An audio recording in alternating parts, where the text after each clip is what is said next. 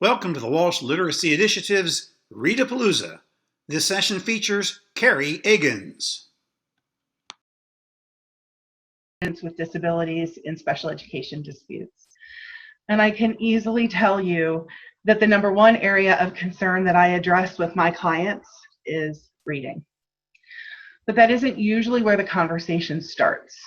Instead, when I meet a family for the first time, a family that's decided to seek legal counsel, it's usually because something has gone wrong.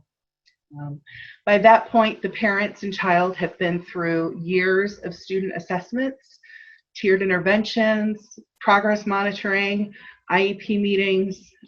They've usually asked for help from teachers, principals, their psychologists, private providers, doctors, their next door neighbors, area reading specialists, anyone that they could think of to get help.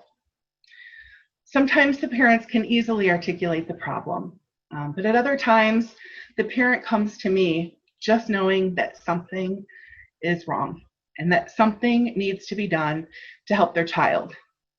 One thing is universal. They'll leave no stone unturned to make sure that their child will be okay. That drive, that need to make sure that their child is taken care of and well taken care of is a passionate one. There's nothing that is more important to a parent than their child. Parents often feel lost in this special education process or in the process of trying to secure interventions for a child who's struggling to read. They don't understand the reading techniques or strategies for teaching reading. They don't understand the pedagogical disputes. They don't understand special education acronyms, state and federal laws, but they know one thing. They will do whatever they have to do. They will seek out and find whomever they need to find, and they will go to battle without a weapon if necessary. It's my job, and I would submit to you that it's your job too, to make sure that they don't fight that battle alone and that they can turn that passion into powerful advocacy. Parents are passionate fighters, but to become effective advocates, passion needs to be shaped by several factors. As professionals in the world of education or as parents ourselves, we need to understand what those factors are so that parents can put in their toolbox the strategies that they need to not battle alone. Based on my experience, there are 5 factors needed to shape passion into powerful advocacy. In the spirit of David Letterman, I'm going to count those down. And the importance of any one factor over time may change as the situation changes. But everyone's journey will include some critically important attention to these 5 factors. I'd like you to consider, as I review those factors, how you can or must contribute positively to the toolbox of the parents that you meet. So to get started, the first factor in shaping passion into powerful advocacy is, number 5, ensuring an adequate understanding of special education rules and regulations. The law requires that each state develop and each district provide to parents a copy of their procedural safeguards. In Ohio, that document is called A Guide to Parents' Rights in Special Education. Read it, know it. Ask parents not if they have a copy of it, but if they've read it and have questions. Know where to locate your state's special education laws. Read them, know them, understand them. Call your state Department of Education for support and guidance. They will provide technical assistance to school districts, teachers, parents, providers, and really anyone with a question about how these rules are shaped and what they're required. Ask to be pointed toward a document or toward guidance documents for questions, particularly if you have difficulty with a rule, policy, or a policy interpretation, or if something doesn't sound quite right. Once you understand, or a parent understands, how the special education process works and what is required of it, it becomes much easier to advocate for what a child needs. Number 4 in our countdown of factors needed to turn passion into powerful advocacy We need to clearly identify the problem and prioritize the student's needs. In order to be powerful, advocacy should be targeted and focused. By prioritizing the most essential issues, the team doesn't lose focus or waste time on tangential or less important issues. No IEP or educational plan will ever be perfect, and the law does not require it to be so. But what is required is a plan designed to provide a free, appropriate public education to each student with a disability. That means that each child is entitled to a written plan designed to ensure meaningful progress based on the child's areas of need and his or her unique circumstances or abilities. So what's number 3? The third factor in our countdown requires that a parent supports their newly prioritized requests with data and expert advice. What do I mean by data? I mean the whole universe of scientifically, educationally relevant data. We're talking about the scientific data concerning the efficacy of interventions, the delivery of interventions with fidelity, how that's accomplished, how to analyze the effectiveness of an intervention on a particular student's performance. We're analyzing and reviewing research studies, student evaluations, assessment data, progress monitoring, and IEP progress reports. We're using that data to make informed and responsible decisions.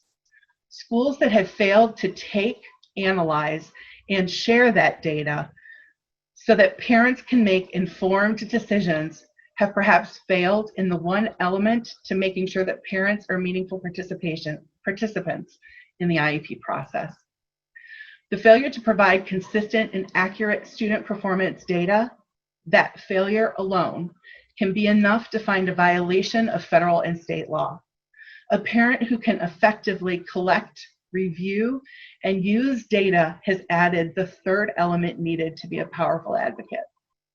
As professionals, we need to be prepared to explore, explain, and reflect that data and our recommendations in concrete, easy to understand language. As we continue the countdown, I get to number 2, and I'm mindful that this may sound a little bit strange coming from a lawyer, but another factor to powerful advocacy is knowing how to build and maintain professional relationships with your school district. I'm not talking about being besties with your child's teacher. I actually don't recommend that to parents. I'm talking about being able to communicate in a way that is respectful and honest. Sometimes when emotions run high, we forget that communication is our best tool. Effective communication is usually fact-based, focused, and concise. IEP teams have differences of opinion all the time. If they didn't, I probably wouldn't have a job. But teams that can continue to work together toward a solution are the most successful ones. That doesn't mean that parents shouldn't fight when they have to, or that parents should never go into battle, but it does mean that you can do so while maintaining your professionalism. This is important because parents and schools have the potential to need to work together for 18 years of a child's life, and that's a long time to always be in an adversarial position unless it's absolutely necessary. So finally, the number 1 factor to consider in moving from passion to powerful advocacy is, before I tell you what I should probably say, is that when I said earlier the importance of factors may change over time, I didn't mean this one. This will always be number 1.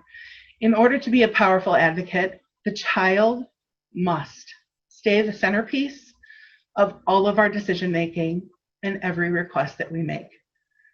Sometimes in the world of education, we get bogged down in all of the moving parts.